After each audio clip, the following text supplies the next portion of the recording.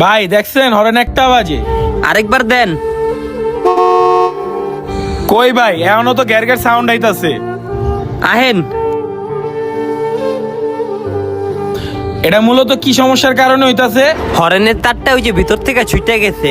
এটা জোড়া দিলে আশা করি ঠিক হয়ে যাইব। আচ্ছা ঠিক আছে, তাহলে আপনি গাড়িটা ঠিক করে রাখেন, আমি বাসার থেকে খাবারটা খাইয়ে আসি। গাড়ির ভিতরে চাবি লাগানো আছে, ঠিক হলে সাইডে চাপায় রাখেন। ঠিক আছে। কি রে, কিছু জানালি না? তুই ব্যাপারটা ভাইঙ্গা কত কেমনে কি করতে চাইতাছস? নারায়ণগঞ্জ গোলচত্বরের সাইডে খুব সুন্দর একটা দোকান আছে, খালি দোকান, সেই রকম পজিশন।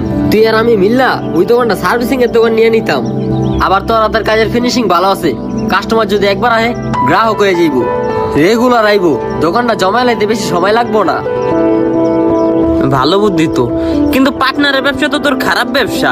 আরে বেড়া, আমাকে ভিতরে মিল থাকলি হয়, যাকে ভিতরে মিল নাই হ্যাগোই না সমস্যা। আমাকে ভিতরে তো ভালো মিল আছে। না, খারাপও তো কয় নেই হয়। আমিও তো ভাবতেছি একটা দোকানপাট দিমু, ব্যবসা বাণিজ্য দিমু। দেওয়া যায় তো, কিন্তু আমার একটু ভাবতে হইব। কিছুক্ষণ সময় নিয়ে ভাবি।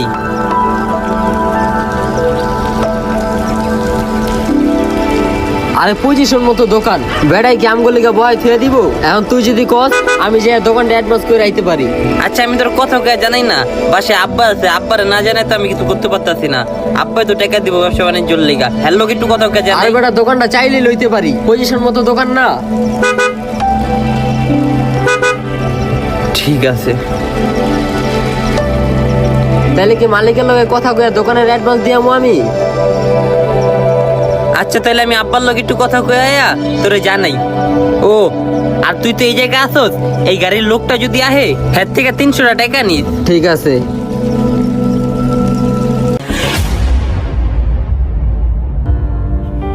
ভাই হরেন ঠিক করছিল? হ্যাঁ ঠিক করছে, দেখেন বাজায় দেখেন। ঠিক হইছে তো। কই হ্যাঁ কই? বিল আমার কাছে দিয়ে যেতে কইছে, হ্যাঁ গেছে এক জায়গায়। কত ভাই বিল? 600 টাকা। কে এত কে? আরে আপনার হরেনের ক্লিপ নষ্ট হয়ে গেছে, তার নষ্ট হয়ে গেছে, এটি সব নতুন লাগাইছে। হালার গাড়ির মধ্যে কি গজব হয়ে পড়লো, 2 দিন পর পরই টাকা লাগে। আচ্ছা